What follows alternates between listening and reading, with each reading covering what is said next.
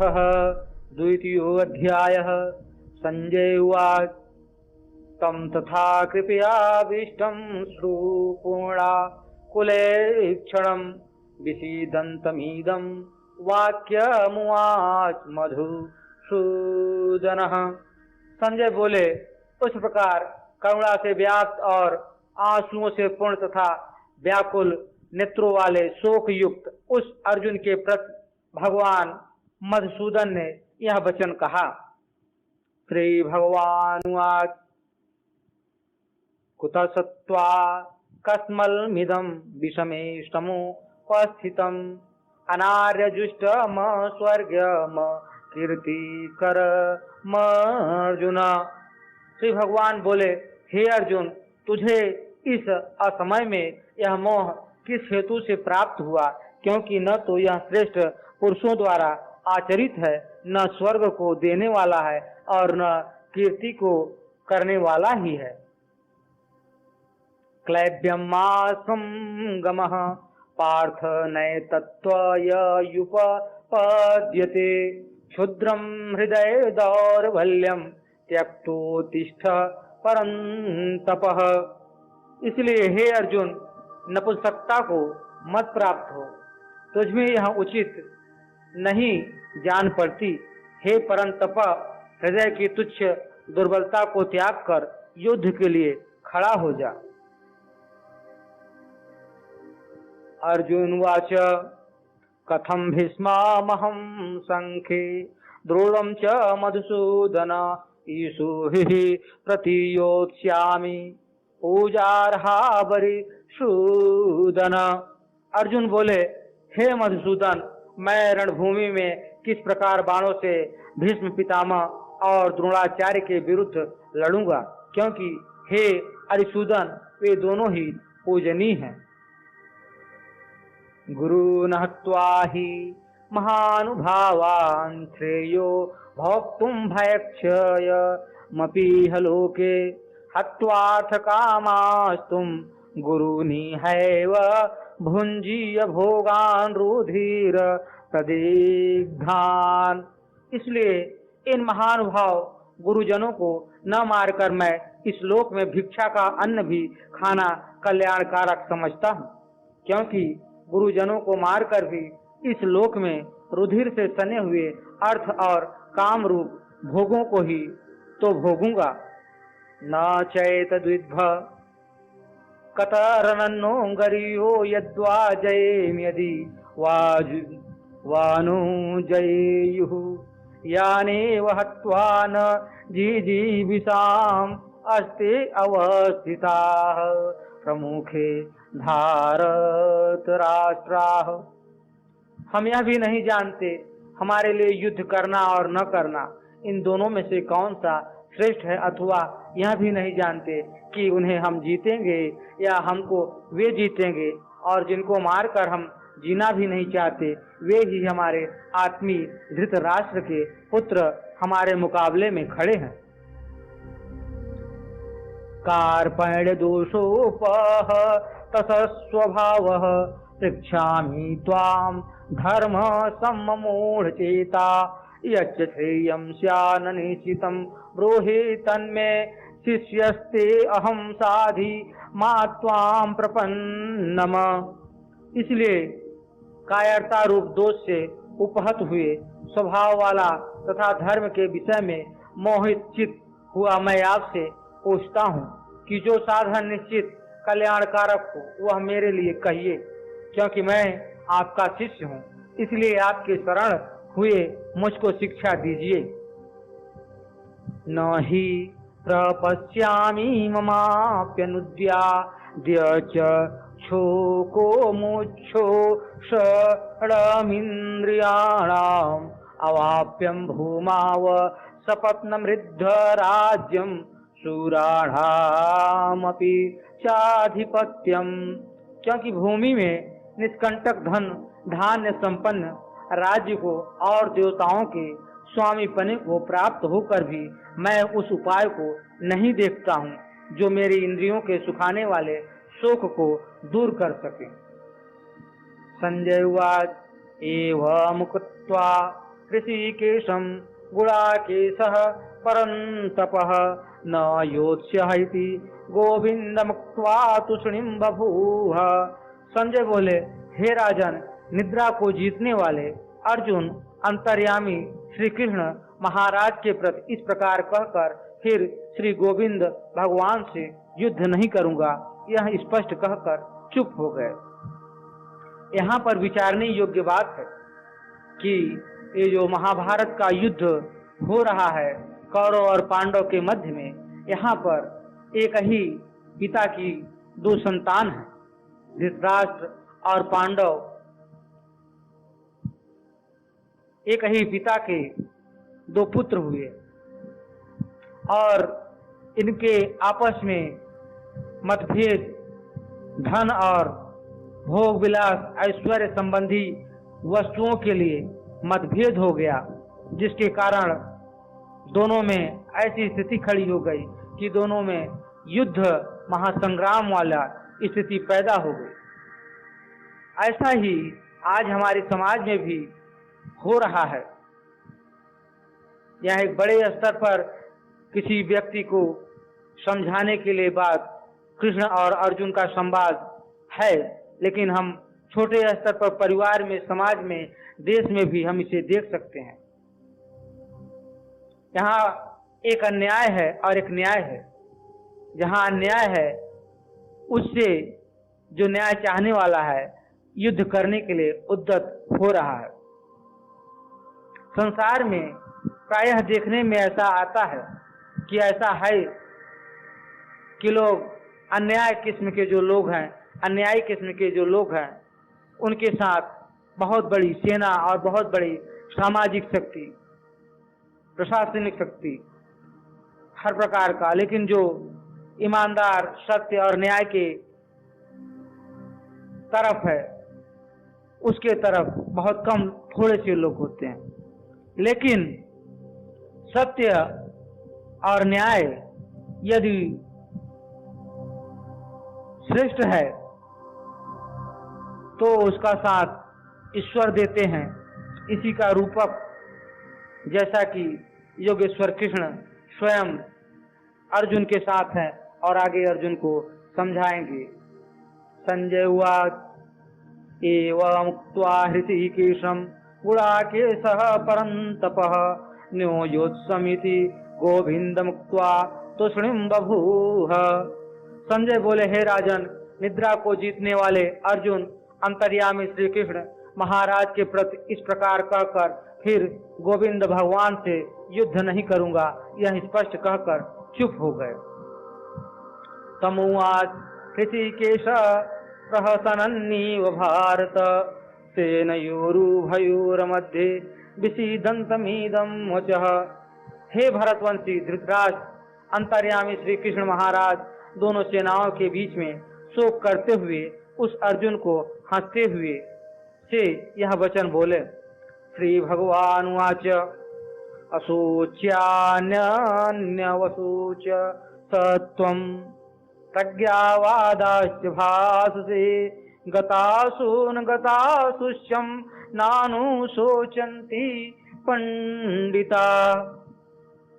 अशोच्या नान्य वशोच्य स्वं प्रज्ञावादस्य भाससे गतासून गतासुष्य नानुशोचन्ति पंडिता। हे अर्जुन, तू न शोक करने योग्य मनुष्य के लिए शोक करता है और पंडितों के से वचनों को कहता है, परंतु जिनके प्राण चले गए हैं उनके लिए और जिनके प्राण नहीं गए हैं उनके लिए भी पंडित जन शोक नहीं करते।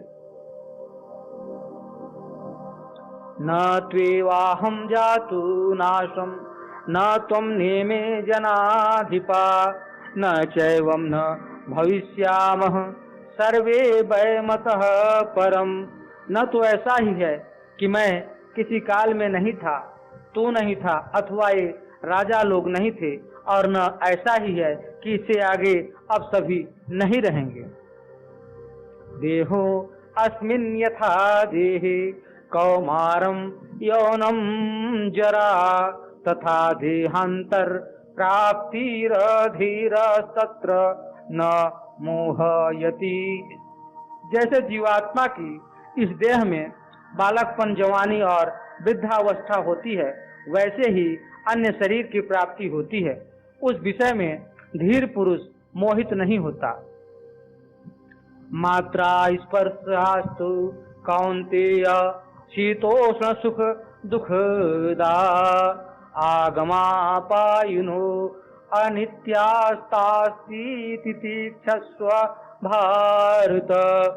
हे कुंती पुत्र, सर्दी, गर्मी और सुख दुख को देने वाले इंद्रिय और विषयों के संयोग तो उत्पत्ति विनाशशील और अनित्य हैं, इसलिए हे भारत उनको तू सहन कर।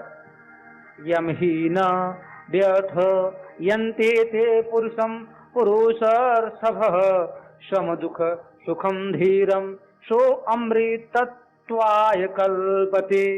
क्योंकि हे पुरुष श्रेष्ठ, दुख सुख को समान समझने वाले जिस धीर पुरुष को ये इंद्रिय और विषयों के संयोग व्याकुल नहीं करते, वह मोक्ष के योग्य होता है।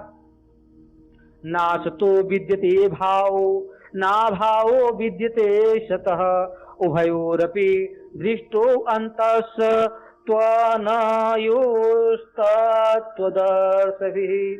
असत वस्तु की तो सत्ता नहीं है और सत्य का अभाव नहीं है। इस प्रकार इन दोनों का ही तत्वज्ञानी पुरुषों द्वारा देखा गया है। अविनाशी तु तद्विधीयेन सर्वमिदं ततं विनाशमव्ययस्यास्य न कश्चित् कर्तुरमर्हति। नाश रहित तो तू उसको जान जिससे यह संपूर्ण जगत दृश्य वर्ग व्याप्त है। इस अविनाशी का विनाश करने में कोई भी समर्थ नहीं है। अंतवंत इमे देहा नित्ययोक्ता शरीरिणः अनाशीनो अप्रमेयस्य तस्माद्युद्ध यस्व भारत। इस नाश रहित अप्रमेय नित्य स्वरूप जीवात्मा के ये सब शरीर नाशवान कहे गए हैं, इसलिए हे भरतवंशी अर्जुन तू युद्ध कर। येनम वितत्ति हंतारम यस्यैनम मन्यते हतम उभौ तौ न बीजानितो नायम हंति न हन्यते। जो इस आत्मा को मारने वाला समझता है तथा जो इसको मरा मानता है, वे दोनों ही नहीं जानते, क्योंकि यह आत्मा वास्तव में न तो किसी को मारता है और न किसी के द्वारा मारा जाता है। न जायते म्रियते वा कदाचिन्नायं भूत्वा भविता वा न भूयः अजो नित्यः शाश्वतो अयं पुराणो न हन्यते हन्यमाने शरीरे। यह आत्मा किसी काल में भी न तो जन्मता है और न मरता ही है, तथा न यह उत्पन्न होकर फिर होने वाला ही है, क्योंकि यह अजन्मा, नित्य, सनातन और पुरातन है। शरीर के मारे जाने पर भी यह नहीं मारा जाता। वेदा विनाशीनम नित्यम य एनमजमव्ययम् कथं स पुरुषः पार्थ कम घातयति हन्तिकम्। हे पृथापुत्र अर्जुन, जो पुरुष इस आत्मा को नाश रहित, नित्य, जन्मा और अव्यय जानता है, वह पुरुष कैसे किसको मरवाता है और कैसे किसको मारता है। वसांसि जीर्णानि यथा विहाय नवानि गृह्णाति नरो अपराणि तथा शरीराणि विहाय जीर्णा नन्यान्यानि संयाति नवानि देहि। जैसे मनुष्य पुराने वस्त्रों को त्याग कर दूसरे नए वस्त्रों को ग्रहण करता है, वैसे ही जीवात्मा पुराने शरीर को त्याग कर दूसरे नए शरीर को प्राप्त होता है। नैनम छिन्दन्ति शस्त्राणि नैनम दहति पावकः न चैनम क्लेदयन्त्यापो न शोषयति मारुतः। इस आत्मा को शस्त्र नहीं काट सकते हैं, इसको आग नहीं जला सकती है, इसको जल नहीं गला सकता है और वायु नहीं सुखा सकता है। अच्छेद्यो अयमद्याह्यो अयमक्लेद्यो अशोष्यैव च नित्यः सर्वगतः अस्थाणुरचलो अयम सनातनः। क्योंकि यह आत्मा अच्छेद्य है, यह आत्मा अदाह्य है, अक्लेद है और निसंदेह अशोष्य है तथा यह आत्मा नित्य सर्वव्यापी अचल स्थिर रहने वाला और सनातन है।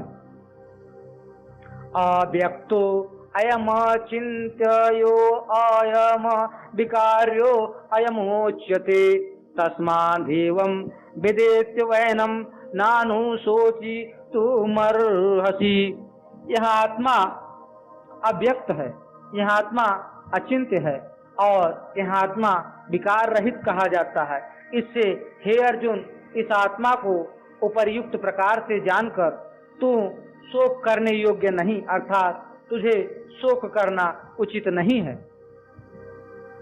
अथ चैनम नित्य जातम नित्यम वा मन्यसे मृतम तथापि त्वं महाबाहो नैवं शोचितु मर्हसि। किंतु यदि तू इस आत्मा को सदा जन्मने वाला तथा सदा मरने वाला मानता हो तो भी हे महाबाहो, तू इस प्रकार शोक करने को योग्य नहीं है।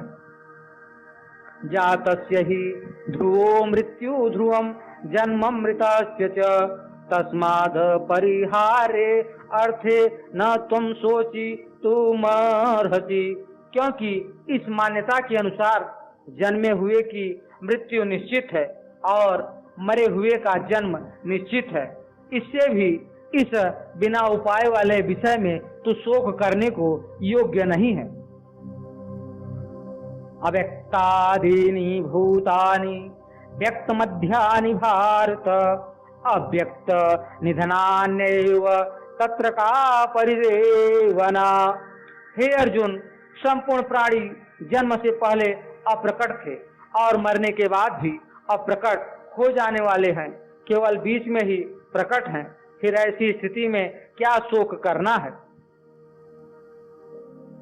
आश्चर्यवत्य पश्यति कश्चिदेन माश्चर्यवद्वदति तथैव चान्यः आश्चर्यवच्चैन मन्यः शृणोति श्रुत्वाप्येनं वेद न चैव कश्चितः।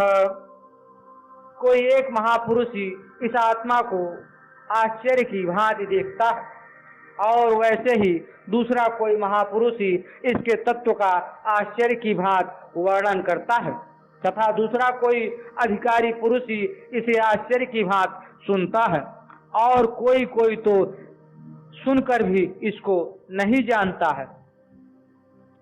देहि नित्यमवध्ययो अहम देहे सर्वस्य भारत तस्मात् सर्वाणि भूतानि न त्वं शोचितुमर्हसि। हे अर्जुन, यह आत्मा सबके शरीर में सदा ही अवध्य है, इस कारण संपूर्ण प्राणियों के लिए तू शोक करने के योग्य नहीं है। स्वधर्म मपि चाव्यक्ष्य न विकम्पितुमर्हसि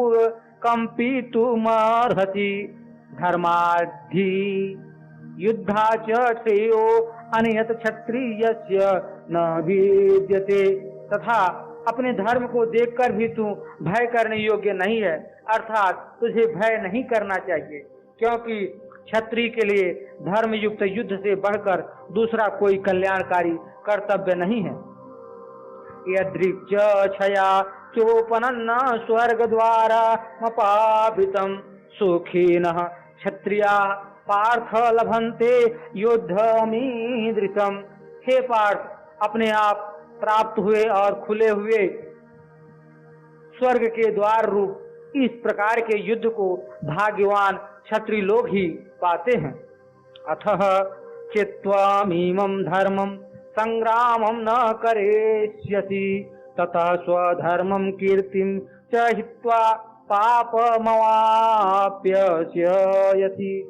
किंतु यदि तू इस धर्म युक्त युद्ध को नहीं करेगा तो स्वधर्म और कीर्ति को खोकर पापों को प्राप्त होगा।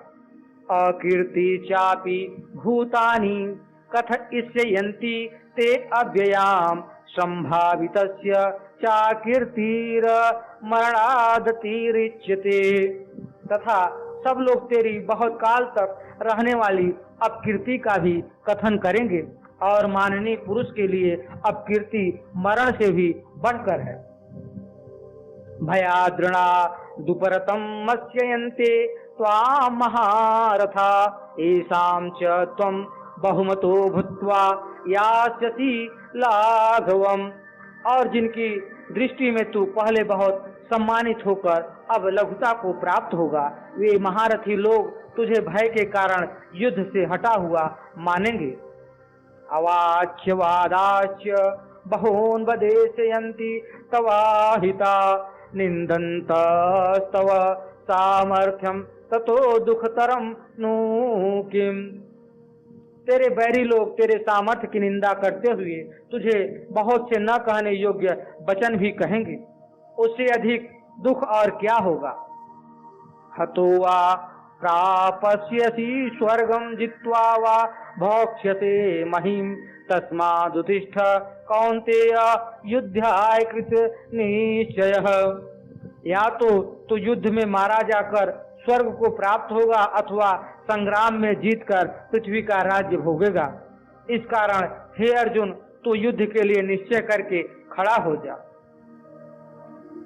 सुख दुखे समे कृत्वा लाभालाभौ जया जयो ततो युद्धाय युज्यस्व नैवो पापमवाप्यसि। जय पराजय, लाभ हानि और सुख दुख को समान समझकर उसके बाद युद्ध के लिए तैयार हो जा। इस प्रकार युद्ध करने से तू पाप को नहीं प्राप्त होगा। ऐसा ते अभिहिता सांख्ये बुद्धिर्योगे त्विमा शृणु बुद्धिया युक्तो यया पार्थम कर्मबंध प्रहास्यसि। हे पार्थ, यह बुद्धि तेरे लिए ज्ञान योग के विषय में कही गई है और अब तू इसको कर्म योग के विषय में सुन। जिस बुद्धि से युक्त हुआ तू कर्मों के बंधन को भली भांति त्याग देगा अर्थात सर्वथा नष्ट कर डालेगा। नेहाभिक्रमनाशो यस्ति प्रत्यवायो न विद्यते स्वल्पमप यस्य धर्मस्य त्रायते महतो भयात्। इस कर्म योग में आरंभ का अर्थात बीज का नाश नहीं है और उल्टा फल रूप दोष भी नहीं है, बल्कि इस कर्मयोग रूप धर्म का थोड़ा सा भी साधन जन्म मृत्यु रूप महान भय से रक्षा कर लेता है।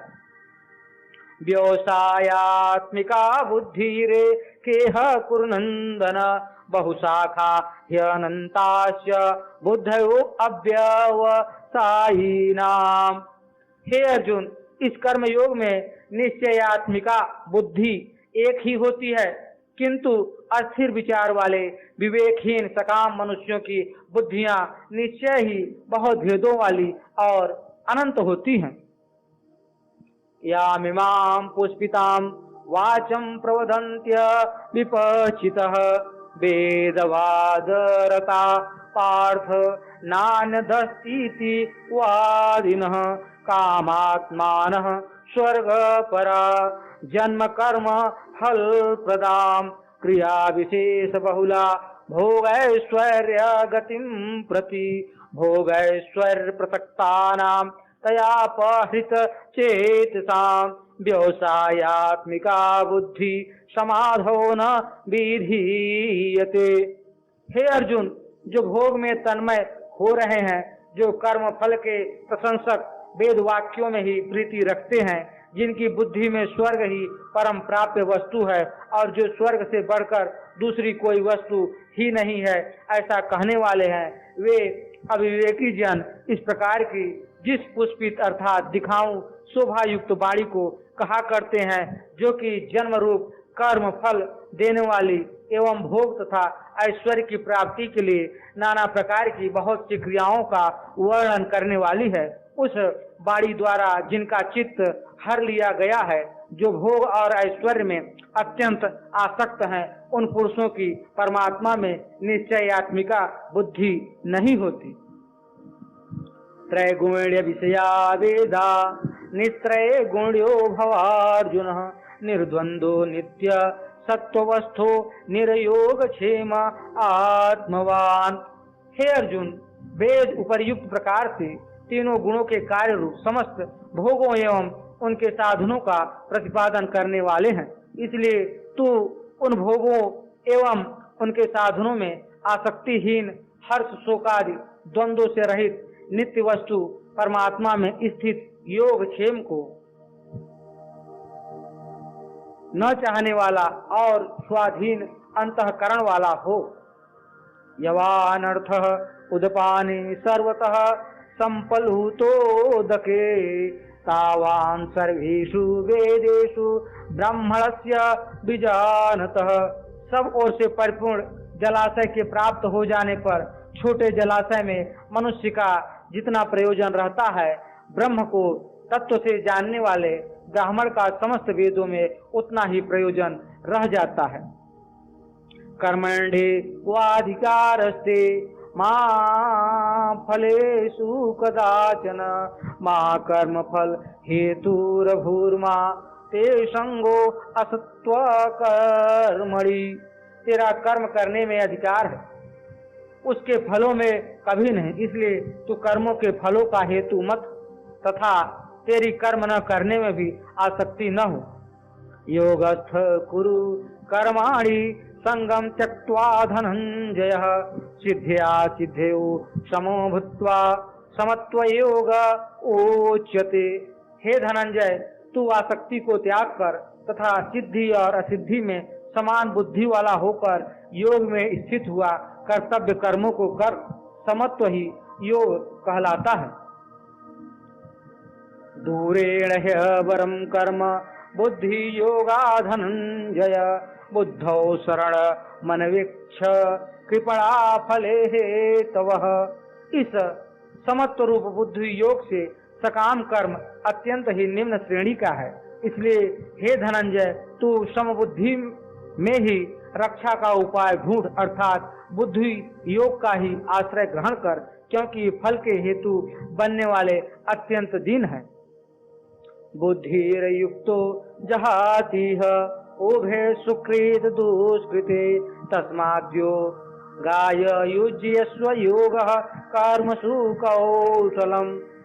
समबुद्धि युक्त पुरुष पुण्य और पाप दोनों को इसी लोक में त्याग देता है, अर्थात उनसे मुक्त हो जाता है। इससे तू समत्व रूप योग में लग जा। यह समत्व रूप योग ही कर्मों में कुशलता है, अर्थात कर्म बंधन से छूटने का उपाय है।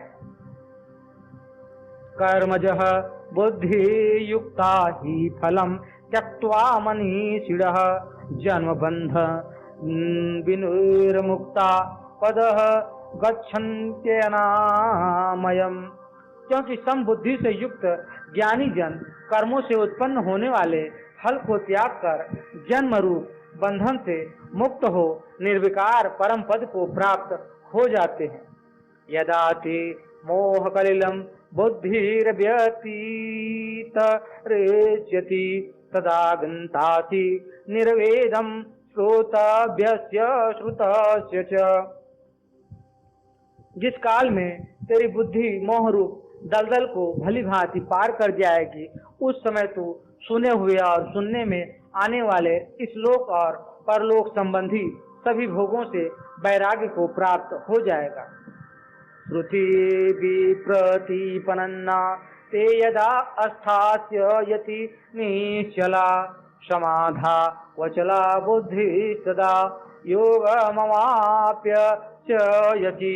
भांति भांति के वचनों को सुनने से विचलित हुई तेरी बुद्धि जब परमात्मा में अचल और स्थिर ठहर जाएगी, तब तू योगों को प्राप्त हो जाएगा, अर्थात तेरा परमात्मा से नित्य संयोग हो जाएगा। अर्जुनवाच स्थित प्रज्ञस्य का भाषा समाधिस्थस्य केशव दधि किम प्रभासेत किमासीत ब्रजेत किम। अर्जुन बोले, हे केशव, समाधि में स्थित परमात्मा को प्राप्त हुए स्थिर बुद्धि पुरुष का क्या लक्षण है? वह स्थिर बुद्धि पुरुष कैसे बोलता है, कैसे बैठता है और कैसे चलता है? श्री भगवानुवाच प्रजहाति यदा कामान सर्वान् पार्थ मनोगतान् आत्मन्ये वात्मना तुष्ट स्थित प्रज्ञस्तदोच्यते। श्री भगवान बोले, हे अर्जुन, जिस काल में यह पुरुष मन में स्थित संपूर्ण कामनाओं को भली भांति त्याग देता है और आत्मा से आत्मा में ही संतुष्ट रहता है, उस काल में वह स्थित प्रज्ञ कहा जाता है। दुखेष्वनु विघ्न मना सुखेषु विगत स्पृह वीतराग भय क्रोधो स्थित धीर मुनीर ओच्यते। दुखों की प्राप्ति होने पर जिसके मन में उद्योग नहीं होता, सुखों की प्राप्ति में जो सर्वथा निष्प्रिय है तथा जिसके राग भय और क्रोध नष्ट हो गए हैं, ऐसा मुनि स्थिर बुद्धि कहा जाता है।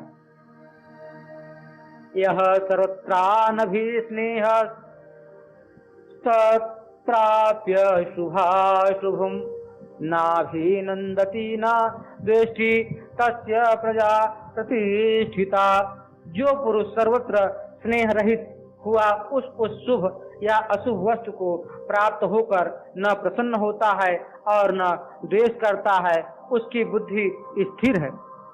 यदा संहरति चायं कुर्मो अंगानि व सर्वशः इंद्रियाणि यस्तस्य प्रज्ञा प्रतिष्ठिता। और कछुआ सब ओर से अपने अंगों को जैसे समेट लेता है, वैसे ही जब यह पुरुष इंद्रियों के विषयों से इंद्रियों को सब प्रकार से हटा लेता है, तब उसकी बुद्धि स्थिर है, ऐसा समझना चाहिए। विषया विनिवर्तन्ते निराहारस्य देहिनः रसवर्जं रसोपयस्य परं दृष्ट्वा निवर्तते। इंद्रियों के द्वारा विषयों को ग्रहण न करने वाले पुरुष के भी केवल विषय तो निवृत्त हो जाते हैं, परंतु उनमें रहने वाली आसक्ति निवृत्त नहीं होती।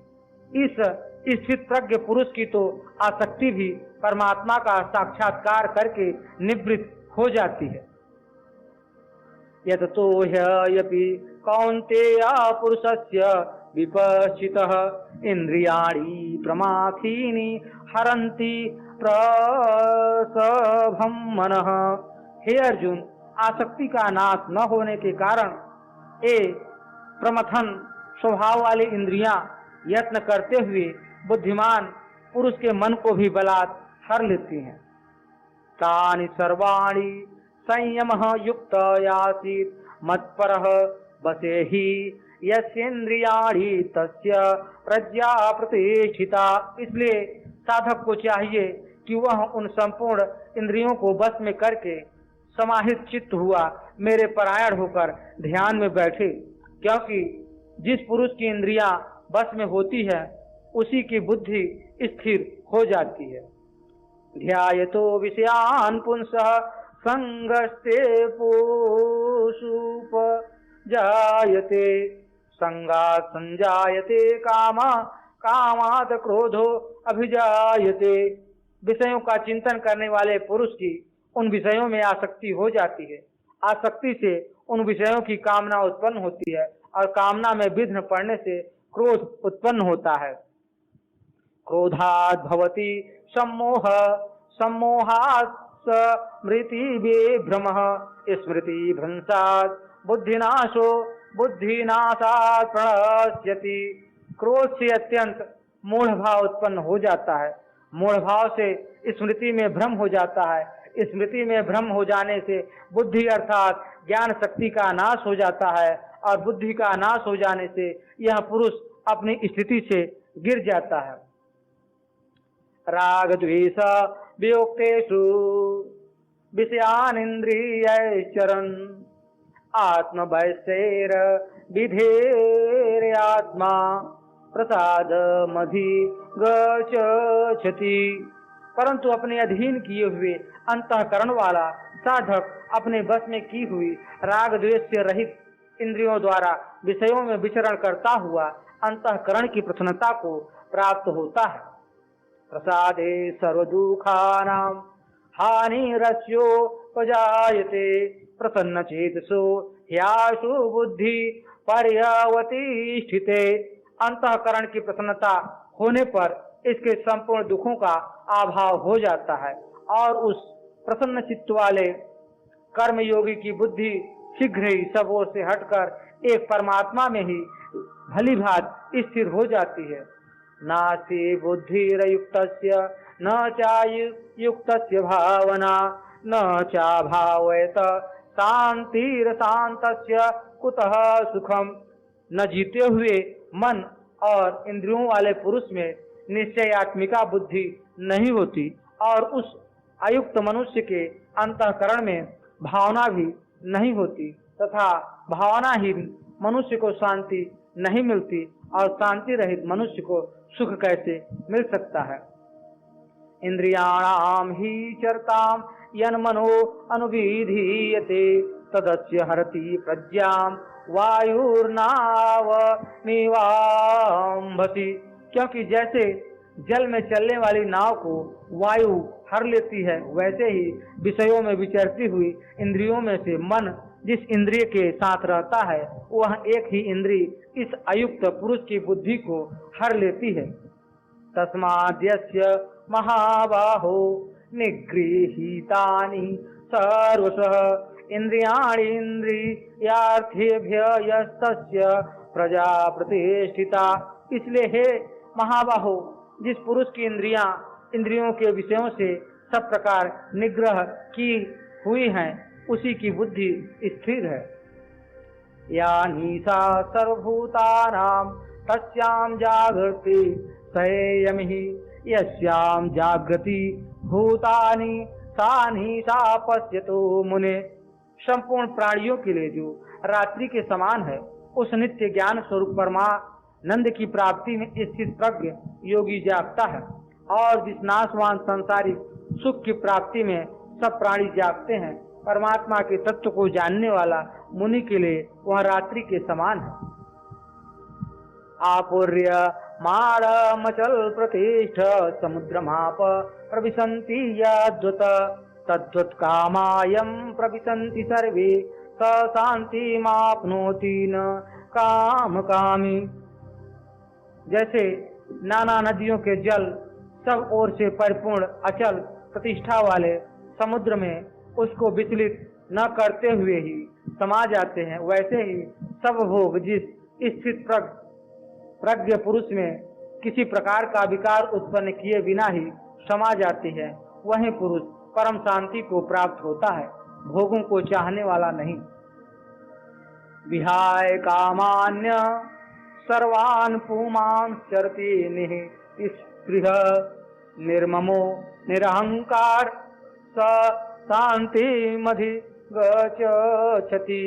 जो पुरुष संपूर्ण कामनाओं को त्याग कर ममता रहित, अहंकार रहित और स्पृहा रहित हुआ विचरता है वही शांति को प्राप्त होता है, अर्थात वह शांति को प्राप्त है। ऐसा ब्राह्मे स्थिति पार्थनैना प्राप्य विमोह्यति स्थित्वा मंतकाले अपि ब्रह्मा निर्वाणमृच्छति।